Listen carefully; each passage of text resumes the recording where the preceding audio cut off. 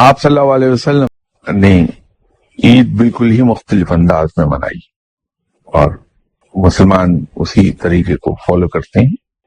और ये तरीका 3 चीजों को डिपिक्ट करता है। एक, रब ताला के हुजूर शुक्रगुजारी का, दूसरा बंदगी का, और तीसरा आजिजी का।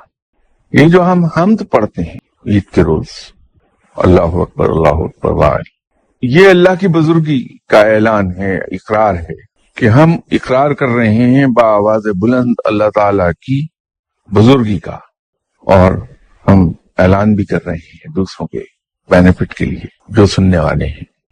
तो मुसलमान ईद को इस अंदाज में मनाता है कि शुक्रगुजार है अल्लाह ताला का